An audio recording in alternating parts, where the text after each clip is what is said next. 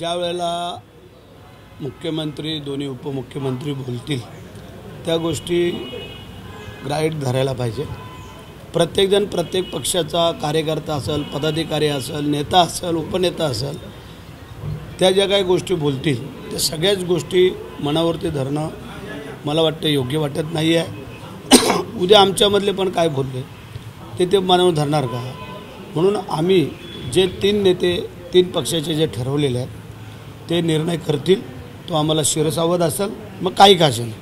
पण आज तुम्ही केस फाईल केलेली आहे, काय संदर्भ आहे? आमदार केस मागेच फाईल केलेली होती की ज्यावेळेला आपण व्हीप बजावला तो व्हीपचं त्यांनी पालन केलं नाही आणि म्हणून करता आम्ही त्यांना अपात्र का करू नये म्हणून ठरवले। आता ती फक्त पुढे मेन्शन केलेली आहे आणि त्याचा निर्णय निवडणुकीच्या अगोदर व्हावा अशी आमची इच्छा आहे। नारायण राणे यांनी 288 जागावर दावा ठोकलेला आहे। ते म्हणतात की 288 जागावर आता भारतीय जनता पार्टी जी आहे ती लढणार आहे। नारायण राणेंनी त्यांचं स्वतःचं वैयक्तिक मत मांडलं, परंतु जेव्हा आपण महायुतीमध्ये आहोत, महायुतीच्या बाहेर जेव्हा जे असतील ते जे काय बोलतील ते ठीक आहे, पण आता आम्ही महायुतीमध्ये असल्यामुळे प्रत्येक पक्षाचा नेता उपनेता किंवा कोणी आपलं मत मांडत असतो, परंतु ते मत मांडत असताना ते सगळंच ग्राह्य धरावं का नाही धरावं हे तुम्ही लोकांनी पण ठरवणं गरजेचं आहे। कारण आम्ही पण निवडून आलेले आमदार आहोत, असं नाही आहे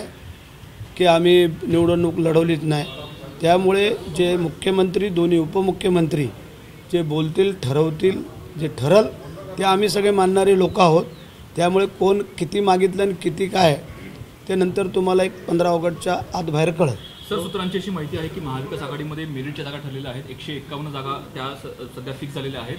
55, 53 आणि 43 अशा प्रकारे जागांचं वाटप सध्या तरी ठरलेलं आहे। कसं पाहता एकंदरीत महाविकास आघाडीचं सूत्र त्यांचं नाही, त्यांच्या ह्याच्यात आम्ही ढवळाढवळ करत नाही। त्यांनी त्यांचं काही ठरवू द्या आणि कोणालाही देऊ द्या, आम्हाला लढायचं आहे ना, मग त्यांच्याकडे एवढं काय गांभीर्याने पाहायचं। जेव्हा आपण लढाईला उतरतो तेव्हा कोण शत्रू आहे आणि कोण काय एवढी काळजी करायचं कारण नाही आहे। त्यामुळे त्यांनी 153 ठरवू द्या, 55 ठरवू द्या, 54 ठरवू द्या, नाही तर आणि काय ठरवू द्या, सत्तेच्या बाहेर राहणार आहे तेवढं नक्की। उद्धव ठाकरेंचा वाढदिवस आहे, मुख्यमंत्री असे बॅनर लागलेले आहेत, तुमच्याकडून काय शुभेच्छा असतील उद्धव ठाकरेंना? ठीक आहे, हे त्यांच्या कार्यकर्त्यांनी पदाधिकाऱ्यांनी त्यांच्या उभाटाच्या शिवसैनिकांनी लावलेले असतील, त्याच्यामुळे प्रत्येकाच्या संघटनेला प्रत्येकाला वाटतं। आता परवा अजितदादांचा वाढदिवस झाला, त्या केकवरती पण लिहिलं होतं ना भावी मुख्यमंत्री, असं अनेक काही गोष्टी आहेत। एवढ्या सगळ्या गांभीर्याने घ्याव्यात असं आम्हाला वाटत नाही। शुभेच्छा काय असणार उद्धव ठाकरेंना? शुभेच्छा आमच्या आता मुख्यमंत्री काय ठरवतील, कारण मुख्यमंत्र्यांच्या सोबत आम्ही आहोत ना, आमचे मुख्यमंत्री जे काही शुभेच्छा देतील ते आम्ही ग्राह्य धरू। वैयक्तिक शुभेच्छा काय असतील, कारण तुमचे दोन्ही सहकारी होते की काही उद्धव ठाकरे? शुभेच्छा द्यायला काय अडचण वाटत नाही मला, परंतु आत्ता ते ज्या पद्धतीने चाललेलं आहे त्या पद्धतीने द्यायच्या नाही द्यायच्या त्या आम्ही ठरवू, मुख्यमंत्र्यांना विचारून।